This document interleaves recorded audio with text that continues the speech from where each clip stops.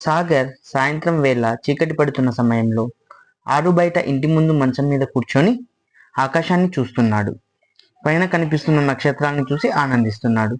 ఆ చిన్ని బుర్రలో ఒక సందేహం వచ్చింది. అది క్రమేణా పెద్దదైపోసాగింది. చిన్న మండపం వేస్తేనే 4 గుంజలు సపోర్ట్గా ఉంటాయి కదా, మరి ఇంత పెద్ద ఆకాశానికి గుంజలు లేవు. అమ్మో, ఆకాశం పడిపోతే అనేదే సందేహం. వాడు టక్కున లేచి ఇంటి లోపలికి వెళ్ళి వంట చేస్తున్న అమ్మకి విషయం చెప్పాడు. ఆవిడ దాన్ని పెద్దగా పట్టించుకోలేదు. టీవీ చూస్తున్న తండ్రి దగ్గరికి వెళ్ళినా, చదువుకుంటున్న అక్క దగ్గరికి వెళ్ళినా వాళ్ళు చిన్నపిల్లాడి మాటలుగా కొట్టేశారు. ఏం చేయాలో తెలియక ఆకాశం పడిపోతుందనే భయంతో ఈ కుర్రాడు వాళ్ళ ఊరి చివర ఉన్న ఆశ్రమంలో ఉన్న స్వామీజీ దగ్గరికి వెళ్ళి, స్వామి, అన్నీ తెలిసిన వారు, మీకు ఈ చిన్న విషయం తెలియదా? ఆకాశానికి గుంజలు లేవు కదా, ఆకాశం పడిపోతుంది అని చెప్పాడు.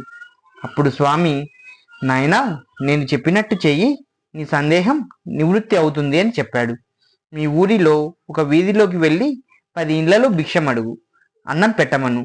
అయితే సౌమ్యంగా కాదు, ఆ ఇంటి ఇల్లాలిని నానా మాటలు అంటూ అన్నం పెట్టమను అన్నారు.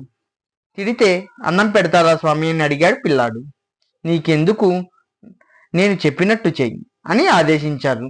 ఈ కుర్రాడు ప్రతి ఇంటి ముందుకు నిల్చొని ఆ ఇంటిని ఆడిపోసుకుంటూ తిడుతూ భిక్షం వేయమని అడిగాడు. 9 ఇళ్లలో స్త్రీలు అడుక్కునేవాడికి ఇంత పొగరా అని ఆ అబ్బాయిని తిట్టి కొట్టి పంపించేశారు. 10వ ఇంట్లోని ఇల్లాలు మాత్రం, నాయనా, ఎంత ఆకలి మీద ఉన్నావో చూసుకోలేదు, లోపల పనిలో ఉన్నాను, రా తండ్రి అంటూ ఆప్యాయంగా అన్నం పెడుతుంది. ఇది చూసి పిల్లాడి కళ్ళు చెమర్చాయి. ఆవిడకి నమస్కరించి పరిగెత్తుకుంటూ స్వామి దగ్గరికి వెళ్ళి జరిగిన విషయమంతా చెప్పాడు. అప్పుడు స్వామి చిరునవ్వుతో, ఆవిడ మంచితనం, వ్యక్తిత్వం నాయన, అలాంటి మంచి వాళ్ళు ఉన్నంత కాలం ఆకాశం పడిపోదు, వాళ్ళే ఆకాశానికి గుంజలు అని చెప్తాడు. చిన్నపిల్లలు భావాన్ని అర్థం చేసుకొని తను ఆకాశానికి గుంజగా నిలవాలని నిర్ణయించుకుంటాడు. ఇతరుల పట్ల ప్రేమ, జాలి కంటే వారి కోణంలో నుంచి వారిని అర్థం చేసుకునే ప్రయత్నం ఇంకా గొప్పది.